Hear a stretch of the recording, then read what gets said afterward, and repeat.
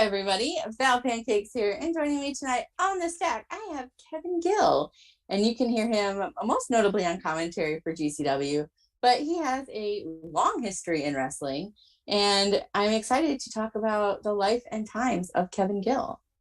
So, Wow. welcome. Well, I am Kevin Gill. I feel welcomed, and I am honored to be a part of the stack, to climb the stack, to be, kind of enshrined in the stack forever, to have my life and times. The only other life and times that have really ever influenced me in my life is the life and times of Captain Louis Albano. So to even have that nomenclature thrown around when I'm around, I say thumbs up to Val and the stack. Thank you, sir. Like I said in the intro, I know you do commentary for GCW. I'm sure that's probably how a good majority of people know who you are. You hear every week, multiple times a week, sometimes Mania weekend, just like 12 shows. I don't know if you run all of them. I once did like 17 or 18 hours of commentary for GCW in a 24-hour day during Fight Forever. I was going to say, was that for Fight Forever? Yeah, logistically, I wish it would have been. I was available and able to do. I wanted to do commentary for 24 hours straight because I've never heard of anyone doing that, and I bet when would anyone ever get a chance to try again? But I also respected a lot the spotlight on women's wrestling, the spotlight on people of color in wrestling, and I felt like it would be, you know what I'm saying? I didn't want to politic or ask or see if there was a way I could be on those shows because I felt there was plenty of voices in those communities who should, call it. But someday I hope to call wrestling for 24 hours straight. You know what I mean? That's still on the bucket list. That's insane too. So I tried to stay up for most of Fight Forever, and I got through almost all of it. I did fall asleep a little bit during the Iron Man match, somewhere in there. Which part of it? Like the first 60 or the second 60? I think I woke up a little bit in the first 60 just to see the end, to see it go. And then I definitely took at least another 45-minute snoozer. Wow. Yeah, I mean, there's no sleeping at the Fight Forever location, as I'm sure you heard. It was mentioned on commentary many times. It was literally like below freezing. It was like the show was literally held in a freezer, for lack of a better. Like if you hung up a side of beef or brought in a tray of water and put it there, it would turn into ice within, a short period of time. It was legitimately a freezer because there was no heat. And it was pretty crazy. But so it didn't make you tired in a way. It maybe made you hangry, but not tired. You're just too cold to sleep. Yeah, and there's nowhere to, like, where could you go that wouldn't make you more cold? There's famous pictures of Jimmy Lloyd slumped over in every possible shape and form during that 24 hours, like sitting on an ice cold concrete floor with his head on a wall, all these crazy poses that I could never sleep in. And yeah, anyway, but I always just think of that, like that he could just sleep like that anywhere. That's the joy and wisdom of Jimmy Lloyd. I mean, that's one thing that you can say about Jimmy Lloyd. The wit and wisdom, the talent. All Jimmy is a multi-layered individual. There's many sides to Jimmy Lloyd. He can be summarized beautifully in just two simple words. I don't know if that came through in audio, but that's at the appropriate volume. So, and I know that some would say sup is one word, but it wasn't sup. It's what's up. Yeah, that's 2 words. Just wanted to put it out there. So, like I said, a lot of people I'm sure know you from GCW, but you have been in wrestling for a lot. You've been in wrestling for quite a while in one way or another.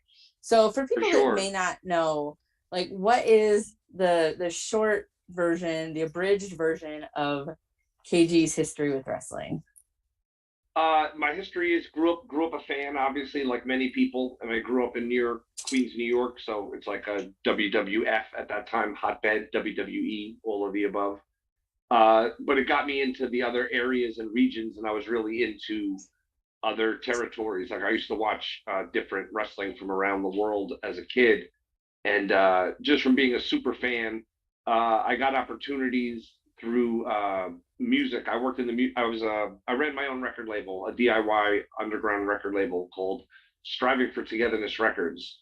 Uh, and through that, I had the opportunity to interview some wrestlers for a music magazine in Philadelphia, and I got to interview like Freddie Blassie and Too Cold Scorpio, Terry Funk. The Terry Funk interview I set up. Some of them they set me up. They set me up Too Cold Scorpio. They set me up Freddie Blassie and things like that. Bill Alfonso was another one. So I did these interviews, which I really enjoyed doing, and it was just so cool, like just to talk to these people in the first place, but to hear their stories, then help document their stories. My Bill Alfonso interview got picked up in a wrestling magazine, New Wave Wrestling. So I got a published wrestling credit in the late '90s, like besides in a music magazine, which is great, but to be in a regular magazine. And it was George Napolitano, the famous wrestling photographer, who gave me I don't think he even knows me, but he gave me the opportunity for reading the thing. So being a fan, I got to interview some people.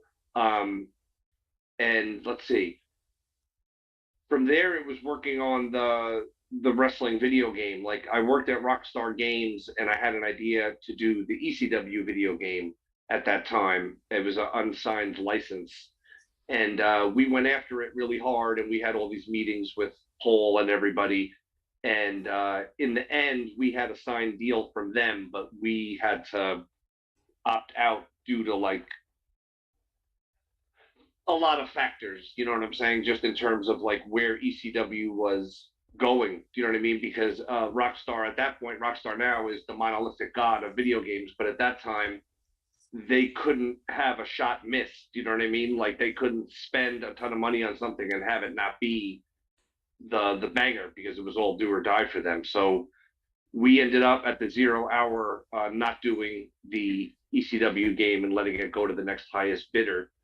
And a few months later, not because of that, but a few months later, I left Rockstar and I went out to IDOS in San Francisco, which is where I sit today. And I had so gassed up about doing a wrestling video game for months from the meetings with Heyman and everything.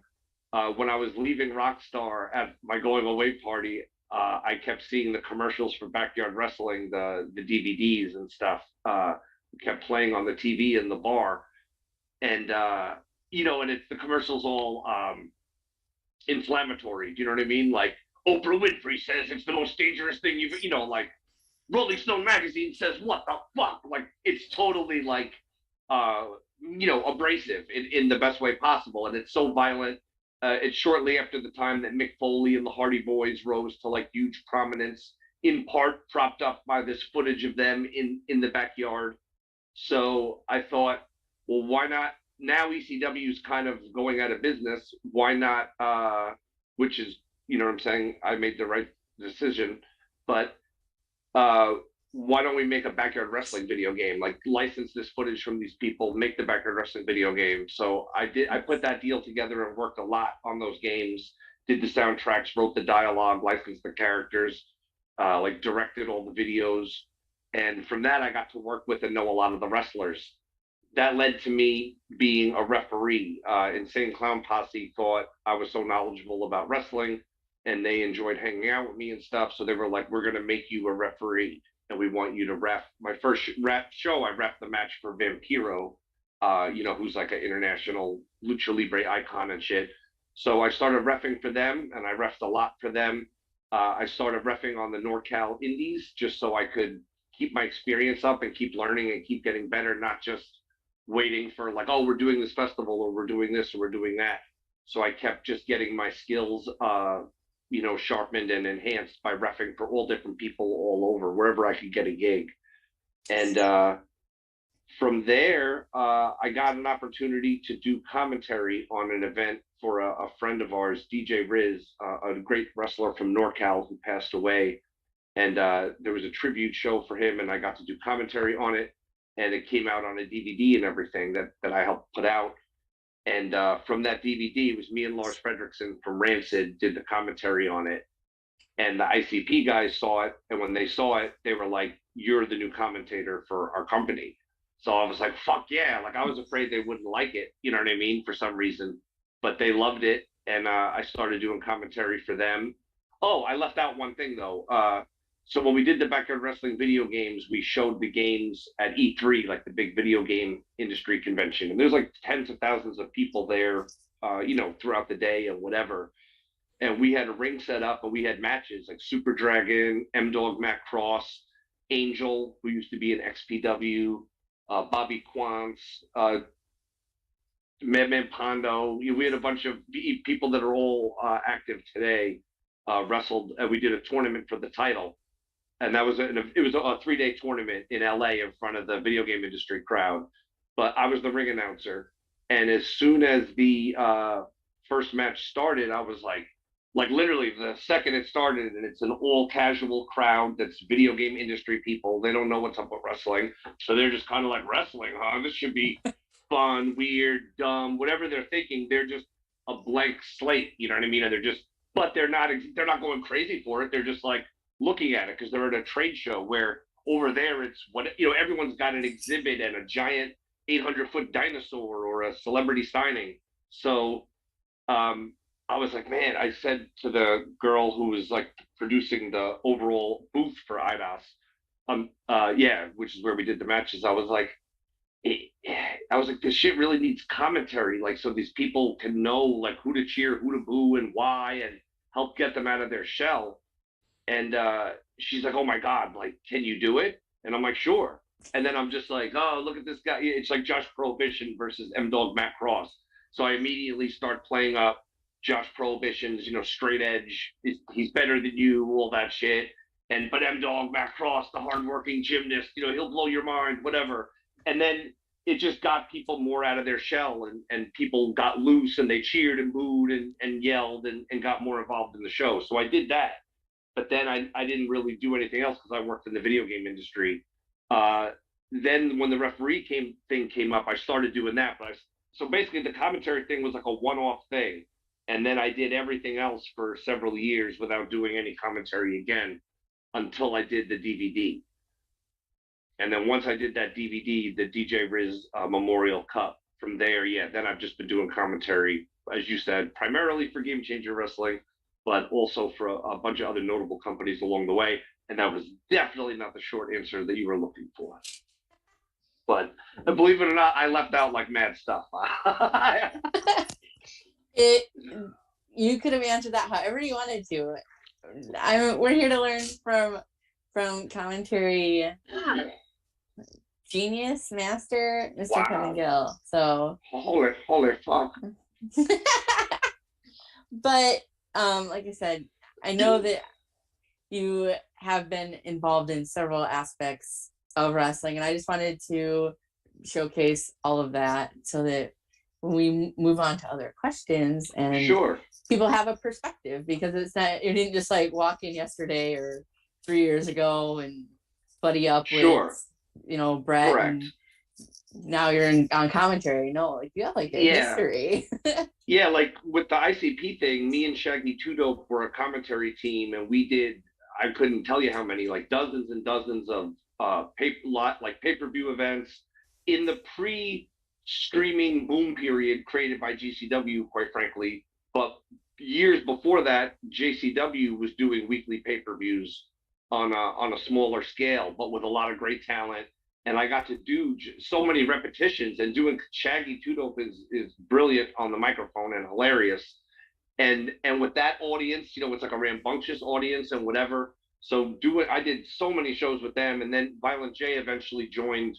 Then we were like a trio. So that's crazy to me. Like they didn't say, which would have been a totally reasonable thing to say, okay, KG, it's been fun, but now I want to do commentary again. I'm back. I'm Violent J.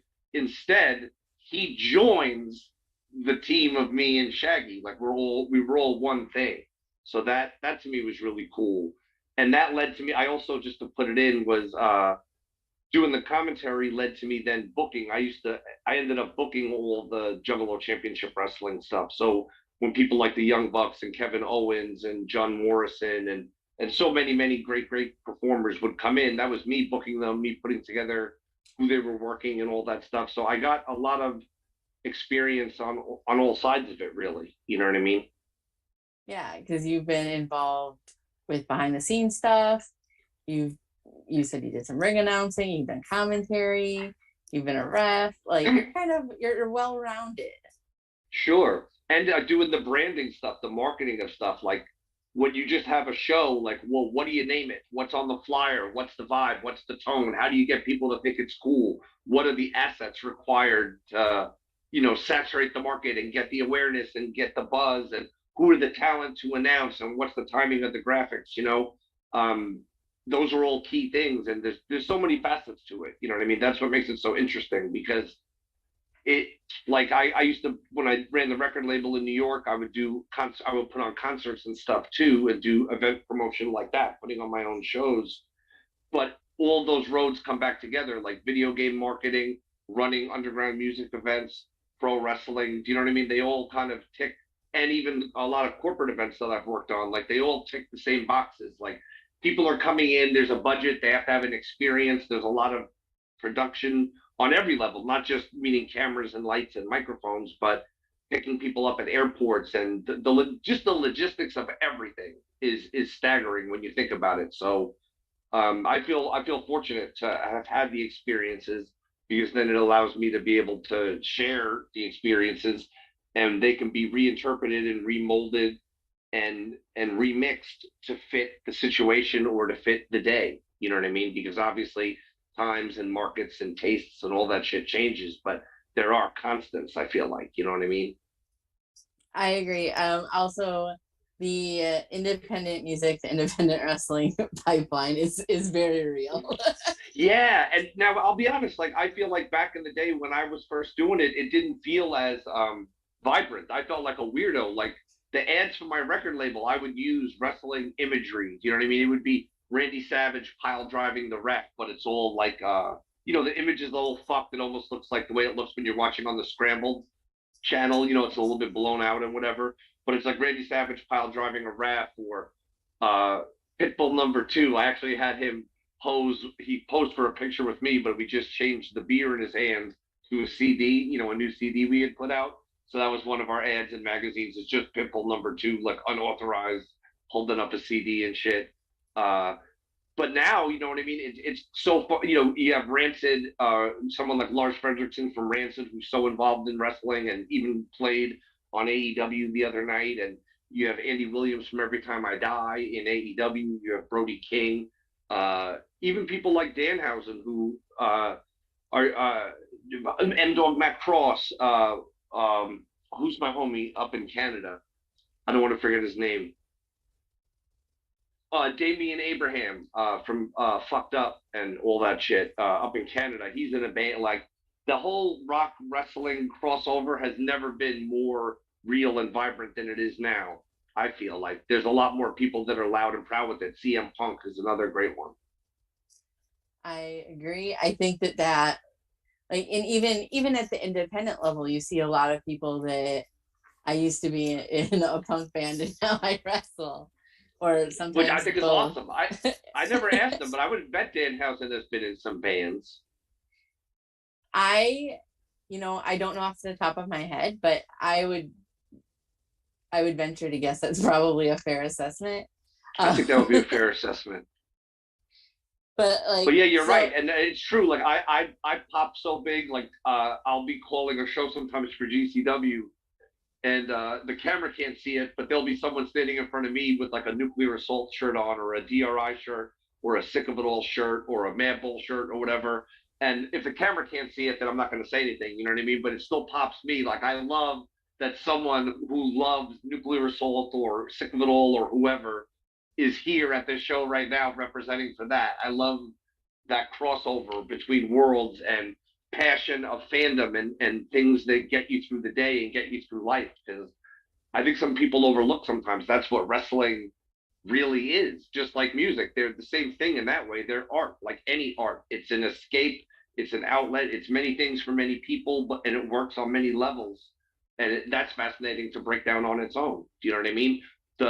What the performers get out of it, psychologically, mentally, all that stuff, what the fans get out of it, uh, the money that's made, the feelings, the memories, everything. Like it's all one amazing concoction.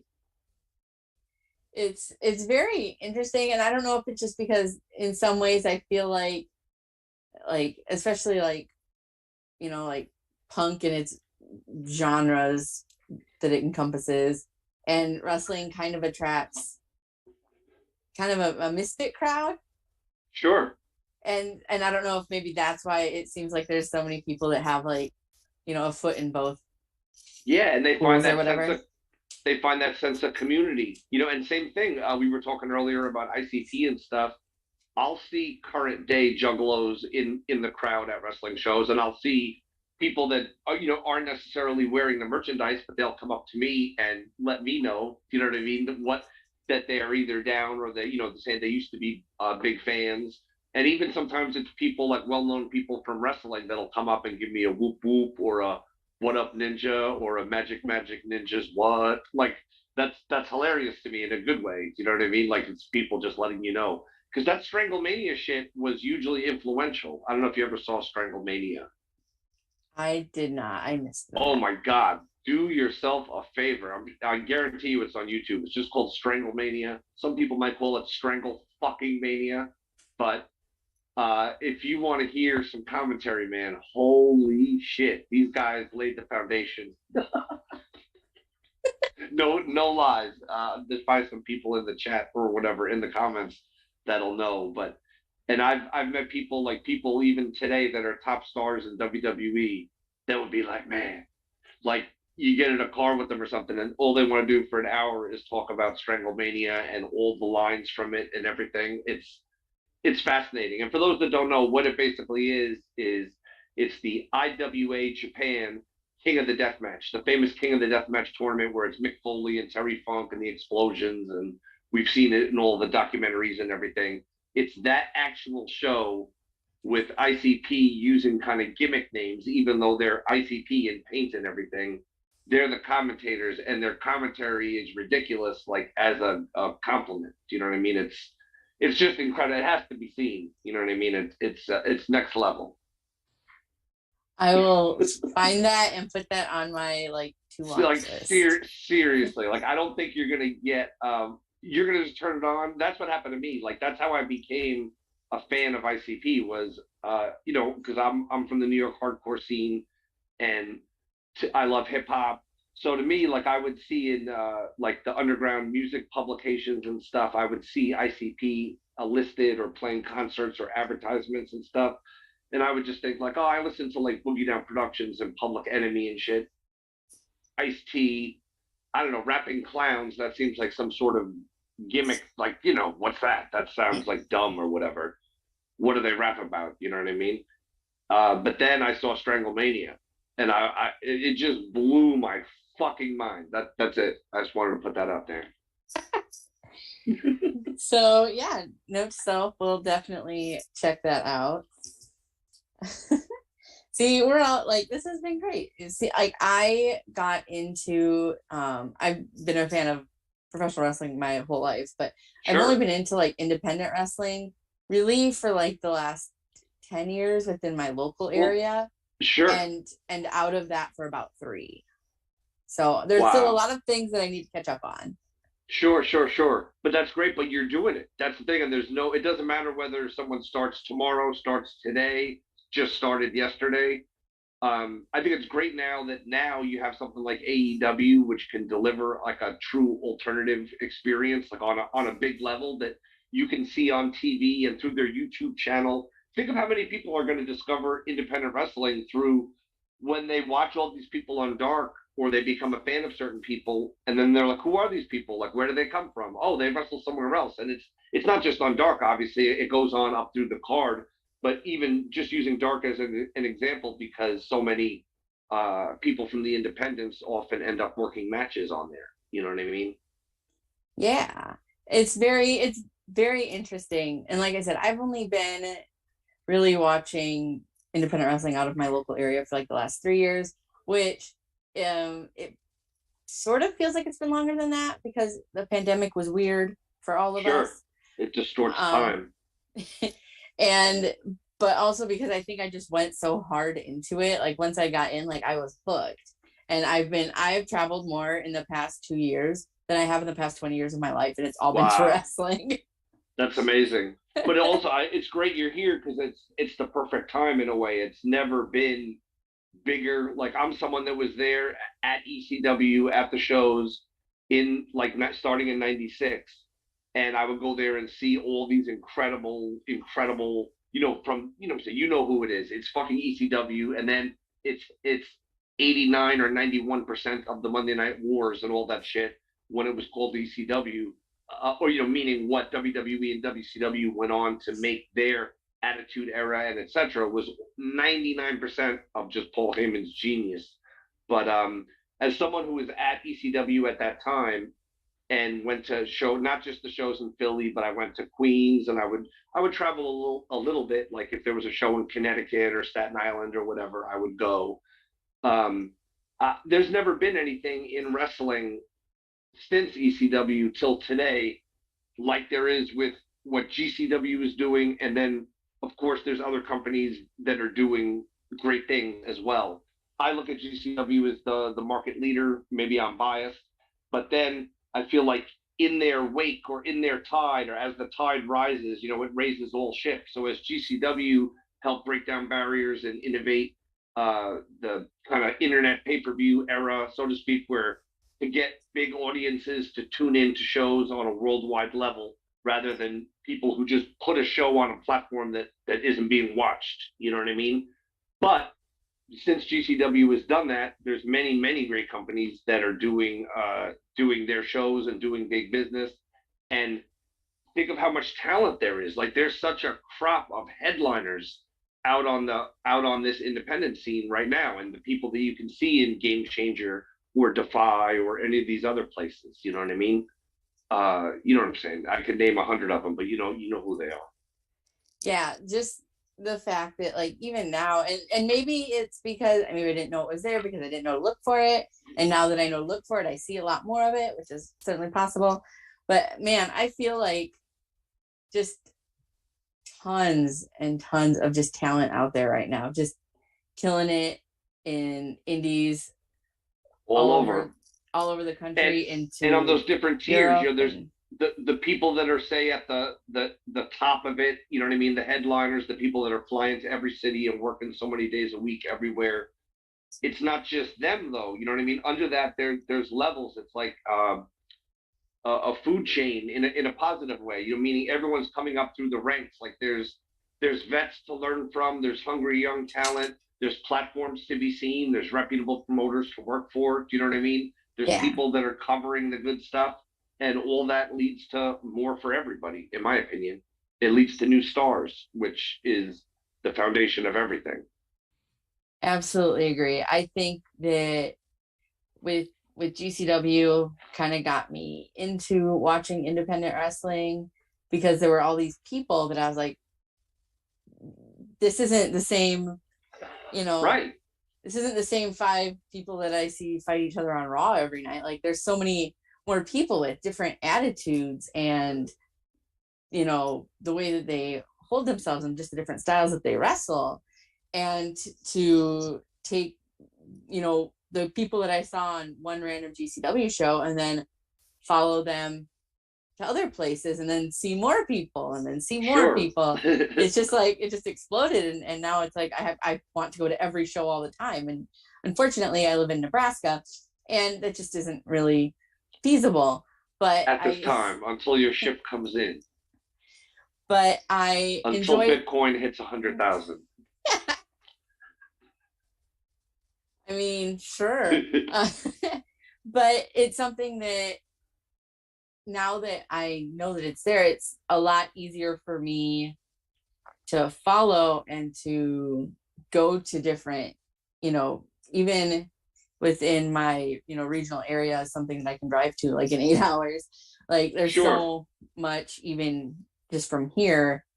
And I think that all of the indies that are decent not, like, you know, you know, you know, but I think that you're seeing better talent more often. Hmm.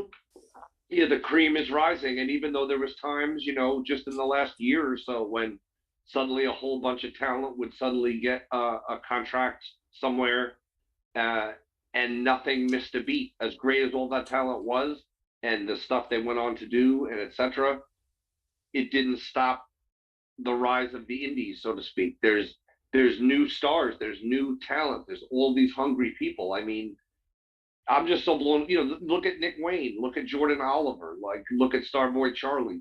Just those three. And again, they're not the only ones, but I just look at that and you're like, wow. And then Cole Radrick and Yo-Ya and all these young guns, so to speak. There's so many of them that are so great.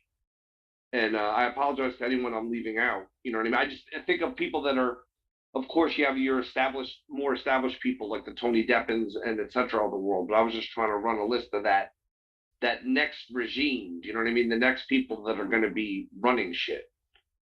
Yeah, it's amazing to me how good some of these younger stars are, or stars in the making talent, however you want to look at it. And look, yeah, they're getting to work all over the country and the world in some cases. They're working against the best people possible. It's unprecedented. Like to have those opportunities at such a young age, but then the way those opportunities shape you, it just their career trajectory is just like that. You know what I mean? It's and insane. To see people like that now when they're on the indies, I don't want to say just starting out, but just kind of starting to gain that like extra oomph to kind of push them to the next level, to people that you're going to be seeing on TV every week in, a year, 3 years, 5 years. Somebody like Billie Starkz, who is fantastic, and she, grinds and wrestles her heart out. 100%. To see where she's going to be in 5 years is going to be. Yep. I just can't wait. So. She's another young gun, and she's also got a great mind. Like she's a very, very smart individual. You know what I mean? Like just from talking with her, like I shoot the shit with a lot of different people in a lot of different places, and a lot of people say a lot of dumb shit a lot of the time. But she's like a very, very smart cookie.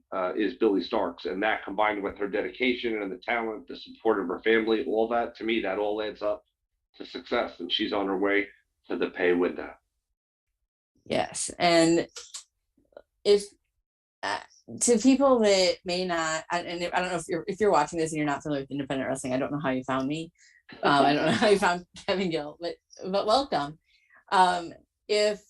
If somebody isn't watching independent wrestling, I, for the life of me, couldn't figure out why. It's so accessible, and there's so much of it, and there's something for everybody, no matter what style you like. If you like GCW, or if you like more like lucha libre stuff, like sure, there's so much wrestling out there. Yeah, it's accessible and it's easy to support. I think that's part of it, in my opinion. The magic of what makes GCW work is it's the connection with the fans, and the fans make it all happen. You know what I mean?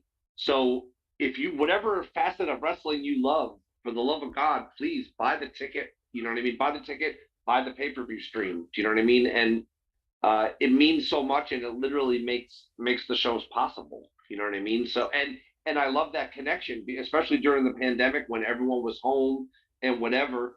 For some people, they might not have left the house in like weeks, and now, but GCW is coming into their house, so to speak. You know what I mean? The modern in your house. It's or whatever your favorite company is.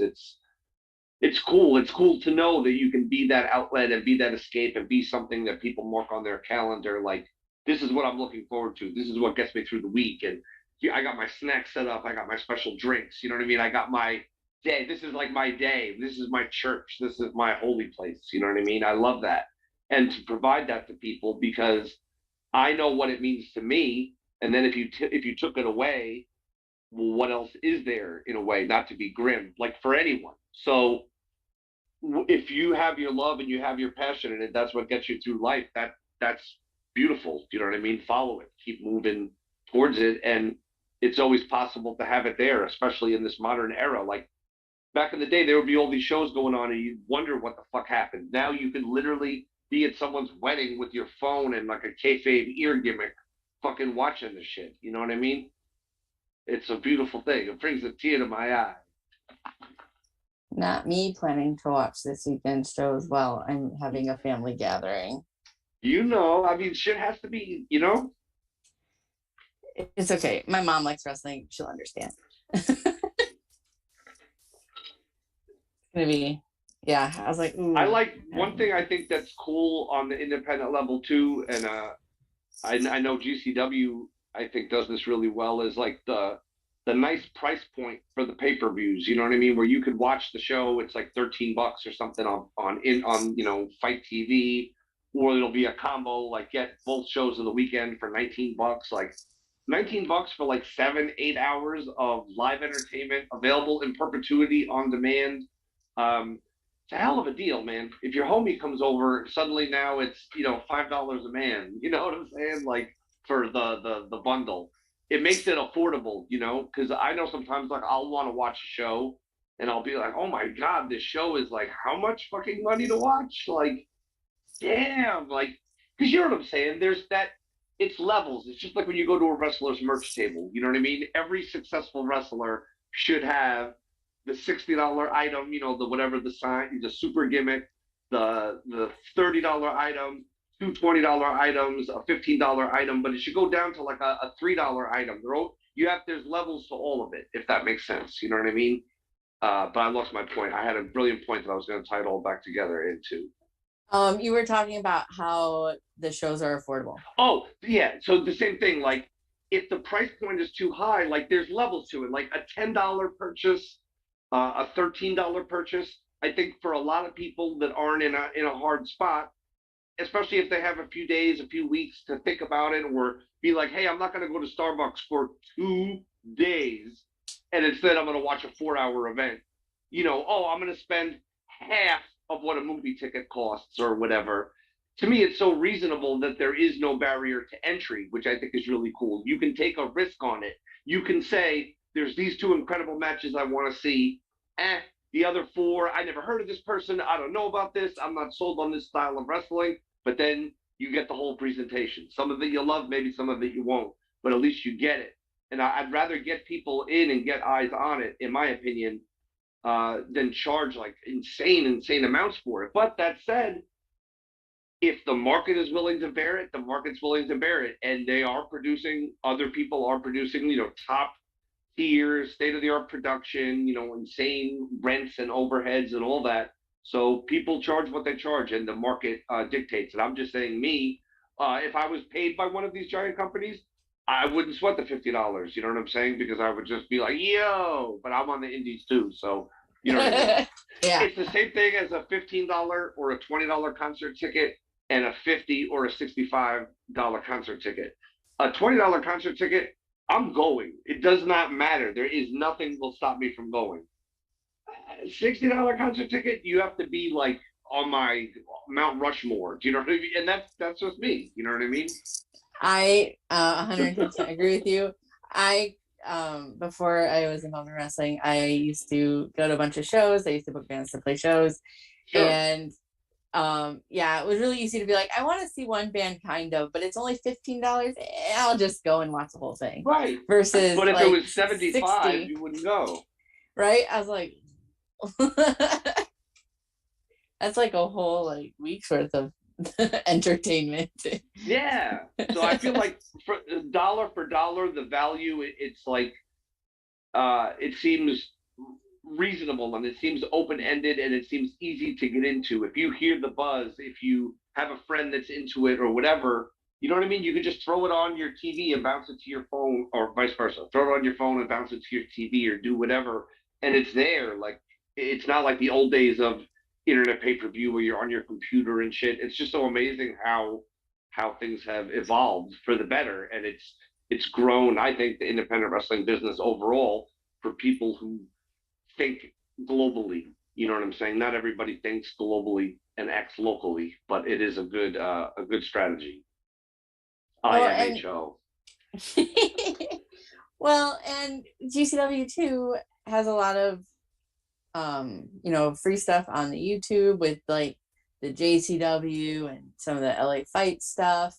So kind of really there's no reason to not give some of those, maybe like like for me, I live in Nebraska, so I'm not always as familiar with all of the West Coast talent, Of but course.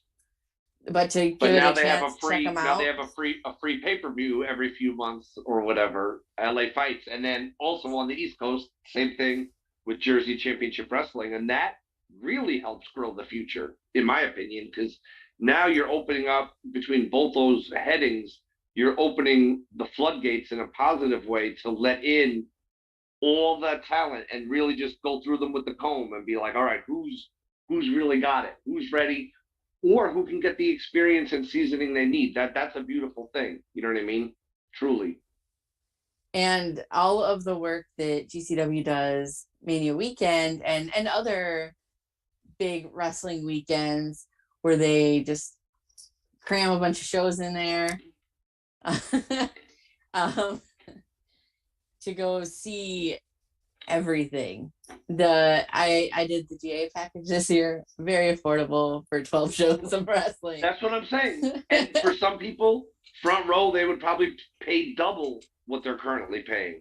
But it's all about just keeping it attainable, really. And everybody can get the experience that they want. And I'm glad you came, GA. I think that GA is an insane value. Do you know what I mean? You could even skip a few shows, not that I recommend anyone did, but it's not even like when you feel like, oh God, like I gotta get up early because if I don't, I lose like $140. Like it's not like that, you know?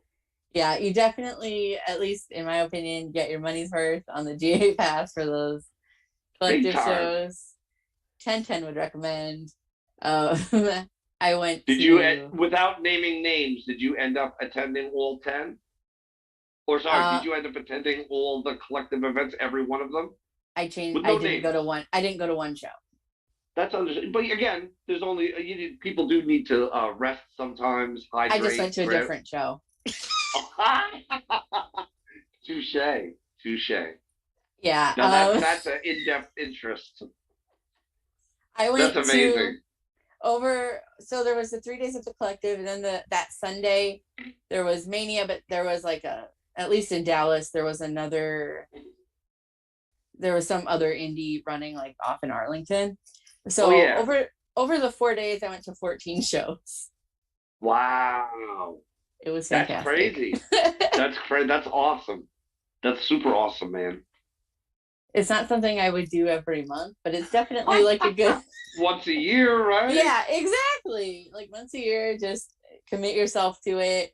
Go with an open mind and comfortable shoes, and Yeah, key, so key. and That's incredible. snacks in your purse, and just go for it. Not that I want to divert you away from the robust American independent wrestling scene, Yeah. but just throwing it out there. I one time went to Japan right around New Year's Eve, and I went to Wrestle Kingdom and like a Big Japan show and the New Year's Dash, like their Monday Night Raw they do after Wrestle Kingdom. It used to be a Kurikan Hall, now it's at some arena.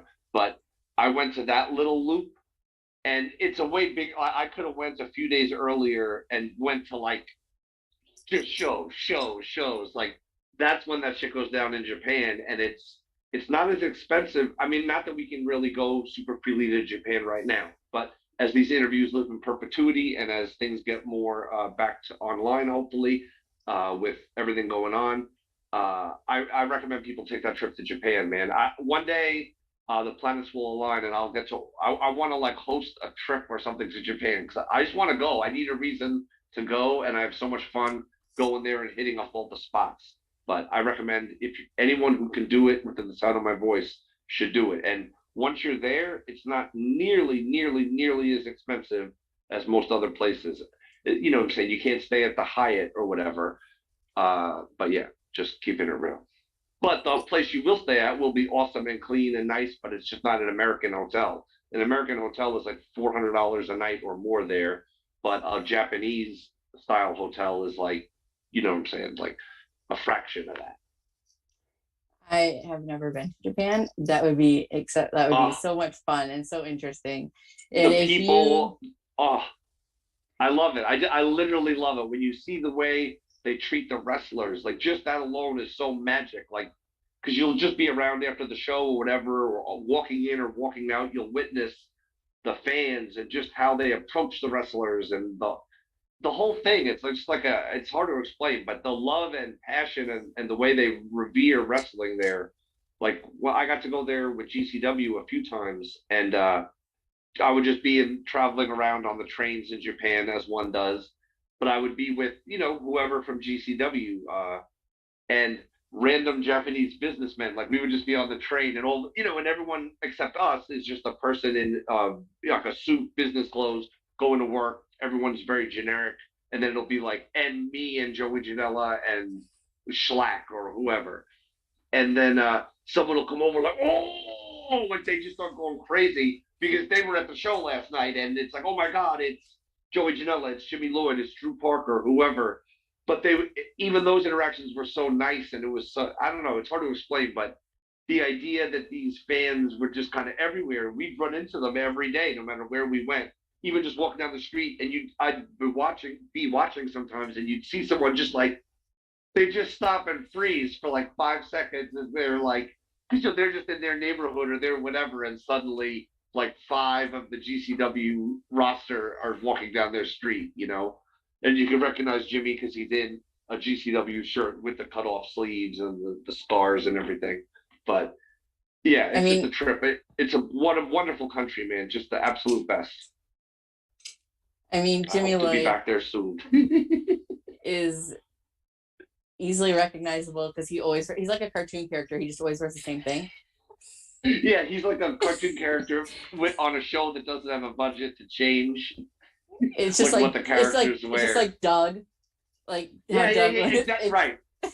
One time you draw Doug, one time you're done. I love that Jimmy wears that all his clothes are like the lowest effort clothes possible. Like he doesn't have shoes; he has like slippers. Do you know what I mean? He doesn't have like pants with a belt. He has like cotton shorts with like an elastic waistband. You know what I mean? His shirt is cut up so parts of it aren't there. Like it's for ease. It's for maximum comfort. I would say, from you my know estimations. and to some extent I envy him for just being able to just dress for maximum comfort. I can't do Full that. times. No, I mean, oh man, yeah. I just don't have a funny Jimmy story, but I'll just leave it out. See, now I kind of want to hear it though. It's a story that's been Is told, it so it's appropriate? yeah, it's hilarious, and it's been told a few times. I think it's fair Okay. to tell. One weekend we did a double shot, a Game Changer Wrestling. Oh, sorry. So we did Game Changer Wrestling in Las Vegas, and then Jimmy got another booking like the next day to wrestle in Las Vegas, and Jimmy was up, late and partying and all that. So, so he gets booked on the show, and he's kind of like the vet on the show. Like he's arguably the guy with the most seniority on the show because it's I think a lot of up and comers and you know what I'm saying, people that Jimmy's been around and been places and headlines Cork and Hall and all that. So Jimmy gets to the show and promptly falls asleep, and then no one wants to wake him up just out of like, oh yeah, I don't want to wake him up or whatever. I don't want to bother the guy. So now his music is playing. So his match is on. He's not dressed for his match. He's just been asleep in a chair and he hasn't talked to anybody or anything. So now someone wakes him up. And this is the greatest thing ever. So someone wakes him up and like, Jimmy, your music's playing. And he's like, what? And he just gets up and he kicks off his slippers and there's just like a pair of there's just a pair of shoes there, like someone else's shoes or whatever, boots, whatever. Jimmy just puts them on, goes to the ring because the music's already playing, and then when he gets to the ring and the ref goes to check him, he literally gives the ref his phone, his wallet, his room key, like his actual stuff. And then he had a fucking banger of a match, you know what I mean? And then went to the back. But that to me is the craziest and most hilarious story ever, because it's like, wait, what? And just that moment to me, because someone told me that when they were telling me the story, like the day it happened, I was like, wait a minute. He did not give his shit to the fucking referee. But then as I'm saying it, I'm thinking, like, well, what else is he going to do with it? He's got to give it to someone. And then someone brought up the footage, you know what I mean? And then you see him, like, get to the ring, and then he's like, wallet, keys, then, wait, hold on, room key. And I'm like, man, this is wrestling history. Because I can't imagine, I don't know, that's amazing that you can do that and then go out there and have a match. Like, that's the art of professional wrestling. And the wrestling mastermind that is Jimmy Lloyd, he doesn't even need to speak to his opponent. He can just fucking wake up, put on someone else's shoes, go have the main event. The someone else's shoes bit, like, that's what gets me. Because it's like, how do you even know? Did they even fit? What if they would have been too big or too small? Is this like a Goldilocks, like, just right situation? The glass slipper, if you will. Right? Yeah, maybe that's a great story. If I ever get to make a movie, that'll be a scene in it. He can only have matches wearing that specific pair of someone else's shoes. Or what if it becomes his superstition? Like, the only way I can have a good match is if I sleep right up until my music is playing. You know what I mean? And that just became his formula. Like, that's for his next level matches. He has to do it that way. It's his little pre-match ritual. Just naps and wears somebody else's shoes.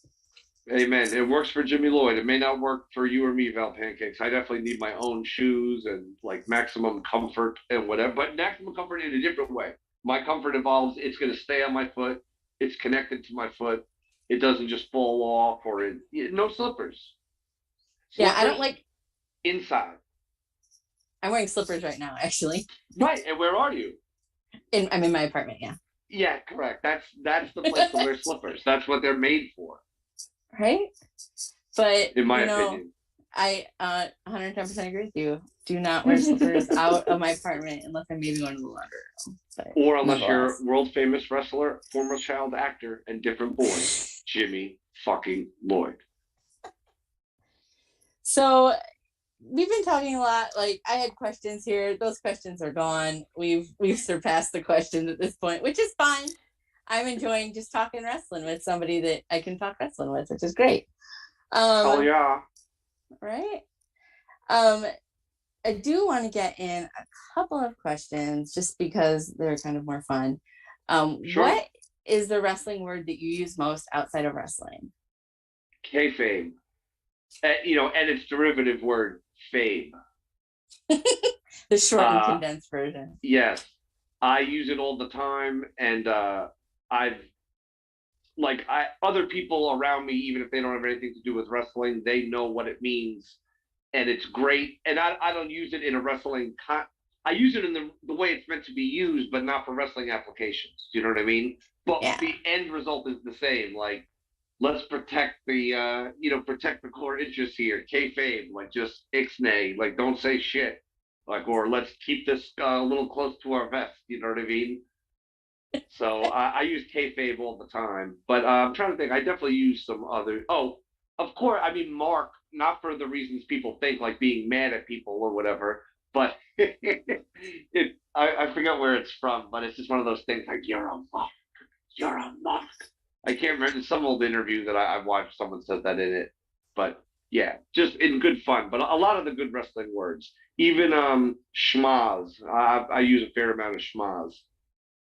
If there's a schmaz, I'm going to call it as I see it, regardless of the location. You know what I mean, or the style of event. Fair enough. So, and you've been kind of telling stories. I'm sure you have fantastic, wonderful stories. I have, I know that you've done some of the GCW spaces. I've been in some of the GCW spaces. I've heard some of the stories y'all tell in there, which are fantastic. 10/10 would recommend. I really like when y'all do like a late night space, and I just fall asleep listening to people talk. Right. It is wild on there. It's kind of overdue. I would imagine we're about to see one or two of them at least. I would imagine in the next few days. I know me and Brett are supposed to record for the GCW podcast on Patreon. I'm hoping for tonight, but we'll see. And then whatever day it is, Brett will get on the air and say that it's because of my schedule that no recording has been done. I don't know. You were pretty like on time and ready to go, so I don't think that we can blame you. I would go out on a limb for you, KG. Yes, thank you. And I'd like to shout out Deathmatch Worldwide at deathmatchworldwide.com for providing me with this awesome, awesome Alex Cologne shirt that says Bridesmaid on it, and then it has a picture of John Wayne Murdoch on it. It's pretty cool, but it is an Alex Cologne shirt, and I'm here in support of Alex Cologne in advance of the Cage of Survival. I am looking forward to all of that. I don't know Big what word I'm looking for. Yeah, violence, bloodbath, yeah. biblical style ass whippings. Yes. Human fucking food processor throwing people in wood chippers. I mean, I can't even imagine what is the Cage of Survival even going to fucking entail. Right? Like, I'm intrigued. I'm a little bit scared, but I'm really excited to catch as much of that as I can between trying to talk to relatives that I haven't seen in probably a year. Amen, amen. Well, pick your spots. You know what I mean? You know what I'm saying? During intermission, go hard, super visible. Then you know what I'm saying? You may be like, oh, I gotta, do this or that. You can buy yourself time to watch key matches. I'll definitely kind of keep abreast of what's happening on Twitter. Maybe tune in for some specifics. And just a single earbud, just one, just low, but it just keeps you connected. Right? It's like I need to. It's like I would feel like I missed out if I didn't watch it, and I can't. I can't. Or you could just do the social media blackout and watch it after that too. No, I'm gonna need something to keep me sane amongst all of my family, extended family, and all the unique, all the unique vibes and everything that come with it. I'm sorry, but I wish you strength in these times. Very, very needed. It's going to be very interesting. I'm not a big family gathering person, so it should be a thing that I do. My mom will probably watch this back later, and she'll probably give me shit for all of this. But I love you, Mom. I'm doing this only because she asked me to. Hi, Mom. So you travel a lot, you're on the road all the time. What are your snacks? I'm a Snackosaurus Rex. I like snacks. That's kind of my thing. What are your go-to snacks? And I know it's maybe a little bit different because you are you vegan? I feel like you're vegan. I'm a vegetarian? Just a lowly vegetarian. A lowly vegetarian who eats dairy products and stuff. Snacks, it's weird. I'll go in phases. I love chocolate. I love chocolate chip cookies. That's my favorite thing. I love anything with peanut butter in it. I go through phases in traveling. Sometimes I would have a certain snack in my bag at all times. You know what I mean? I would always have it and always be eating them. I forget who makes them. It's it's almost like a little piece of fruit jerky, but it's an entire pineapple or something gets freeze dried down. Solely, Soley makes them. And I think it's one complete pineapple just in this tiny strip, like a couple of pieces of bacon. Yeah, like a fruit leather, but a little bit thicker. And it's so good. And I would go crazy on those. And I also love the Amy's, they're vegan gummy bears, but they're with 100% of your daily vitamin C content in this little bag of vegan gummy bears. So always on the road, I you know what I mean? It's just so you're hungry, you need a little sugar boost. You also, you know what I'm saying, you're around people maybe of questionable sicknesses or what colds. Everybody's got something. So it's good to boost your metabo, whatever. So I recommend both those products. I'm a big fan of Emergency as well, the drink, but not so much because like, oh man, I love that Emergency, but I like the benefits. And shout out to almond M&Ms. Those things are fucking crucial. Excellent choices. Excellent snack choices. I just had yesterday for the first time the organic Reese's peanut butter cup. Yeah, Hmm. I didn't know they had one, but they I do, didn't and know I that. tried it. It's rock solid. Is it Uh, better than like a regular, like non-organic dirt Reese's, I guess? I don't know. yeah, it tastes like the chocolate tasted like like a step up in quality. Like it tasted like you were eating a more advanced chocolate, like when you eat a chocolate from Europe or something, and you just oh wow. So it just a little bit. It had a step in that direction. Um, so it was yeah, it was. I mean, Reese's peanut butter cups are fucking sick, as they are. So it was like basically it was like the maybe like one iota better. And then if you get the gimmick of like, oh, but it's organic, which I guess is okay, because then you got to wonder if you're into health or nutrition or whatever, and you think about like, oh god, can you imagine like what grade peanut butter they put in this shit, like on the low end or whatever, or what falls into it or whatever. So I don't know. Maybe it's good to have it, but I think they're just doing it to compete with like at Whole Foods and stuff. There's a brand called Justin's, and they have all kind of knockoff of all your favorite big brand candies done organically, and they do an exact Reese's peanut butter cup knockoff. So I wonder if Reese's is like, yo, fuck that. We're gonna make our own organic shit and fuck these people making money off our design. So respect to Reese's, the innovator. You know what I mean? And The they peanut and butter they had cup orange. supremacy. Reese's are the only people allowed to use orange since Taz discovered orange in the 90s. So Reese's are the only other people that are allowed to use it. So don't change my stack colors to orange is what I'm hearing. Got it. Not unless you want to call a phone call. I wouldn't. Not from Taz. Yikes on a bike. Not me.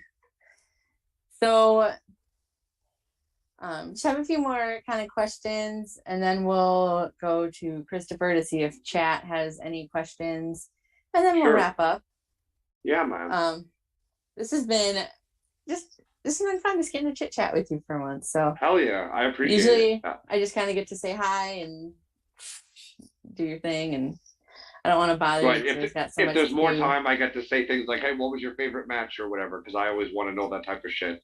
But yeah, I'm always like about like the elevator doors closing, like with the person who has the room key, like, oh, good to see you, like, oh, life on the indies. The life and times of Kevin Gill. Yeah. But so what is the biggest animal that you could take in a fight with just your hands, no weapons? And you can pretend it's attacking you. The biggest animal I could take with my bare hands. I mean, I would never do it, obviously, but I think dogs under a certain breed, I think I could pretty easily choke the fuck out. I mean, you know what I'm saying? I wouldn't. If it was attacking you and you were the animal, right. Then sure. I would try to put the dog in a sleeper hold, and then maybe later when the authorities arrive, they could slap the dog on the back of the neck, and the dog would just bark and kind of come back to, kind of snap back to it. No, that's an old school wrestling reference. They don't do that shit anymore. Back in the day, when someone would go unconscious in the sleeper hold, they would then just stay unconscious, and usually the guy who did it to them would also be trained in the how to wake you up from it. If not, the ref would suffice. But they would come over and give you like a big slap, like right on a certain part of your body. And some people, when they woke back up, they're in the middle of fighting still or whatever. So I always loved, those are like little lost parts of the art or whatever. But it's just fun to think about them sometimes, or even better, to look them up on YouTube. Right. What This would is you do back with that? YouTube. back in the day, like people used to claim like they went to like I think it was Ric Flair. It was either Ric Flair or someone who was going against Ric Flair, but they had this whole photo essay about how they went to this prestigious medical clinic to learn how to like perform the sleeper hold to the maximum level. Like, so they're working with doctors and stuff to understand, like, well, here's how you slow the blood flow to the brain. And I just love that level of dedication. You know what I mean? It's like some really next level shit where you're like, wow, Yeah, like that's a whole thank commitment. you. Yeah.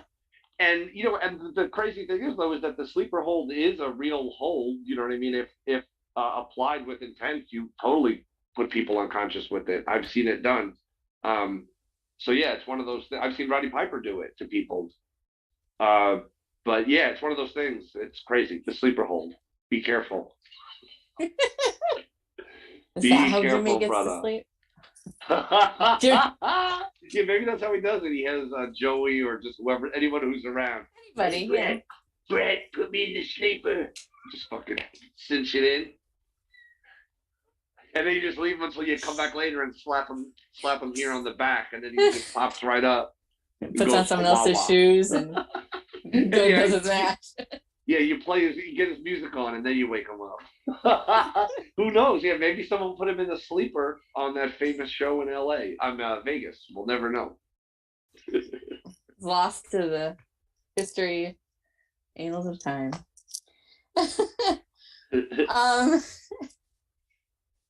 So if you could have a Kevin Gill action figure, and it was one of the ones that could talk, what would you have it say, and what accessories did it come with? It would say, "What up, though?" It would say, "Damn." Well, if it could truly say anything, it would say, "What up, though?" It would say, "Holy fucking shit." It would say, "Jesus fucking Christ." It would say, "God fucking damn it." It would say, "Excelsior." And maybe "What is truly poppin', though?" just to give it the full full array. And then as far as accessories, I would definitely like headphones. I need headphones. I think accessories would be headphones, a removable hat, sunglasses. And if it was like a Super 7 figure or something that comes with a lot of like detailed accessories, I would also want a portable battery pack and probably a vape pen. Nice. Just for the standards.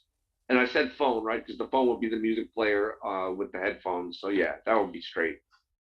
Yeah, that's like a good just assortment basic, of accessories. Yeah. Basics. Oh, and if maybe to get crazy, a can of maybe it's a highball sparkling energy water, maybe it's a can of Red Bull Blue, maybe it's a can of some amazing energy drink company that needs a highly caffeinated spokesperson who also appears lots of places and could probably mention what's got him so hyped up. But I digress. But yes, a can of accelerant would be appreciated.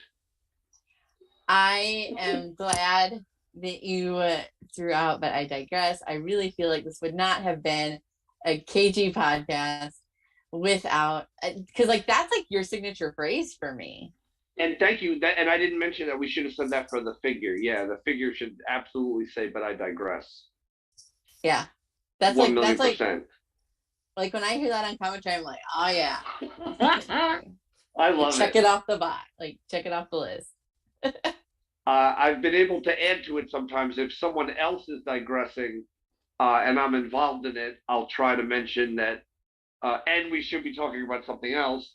I'll say now we're digressing within a transition, and I'll use that now we're just back on the topic. Like somehow just by saying transition, it was a conversational transition, and now we're back on track or really far off track, like in the case of Piss Jug. Yeah. Hey, I gotta call what's on the monitor. You gotta call what's on the monitor. If how many people at home are watching the shot, and in 30% of the shot, there's this giant mason jar covered 1/3 of the way full with a yellow amber urine colored liquid, and it's right there on camera. It's sloshing around. The wrestler's right near it. It's a disservice to the viewer to not acknowledge and to not at least raise the issue that the overwhelming majority of them are thinking, what the fuck is that? Is that a piss jar? What the fuck is going on? It's got to be said. It's a disservice to ignore what's happening. It would be kind of almost an insult to the fans if you didn't bring it up and everyone saw it. Like, Yeah, like another famous example is where was the show? I know I called it with Lenny Leonard, who's great, and you might remember the city. I don't remember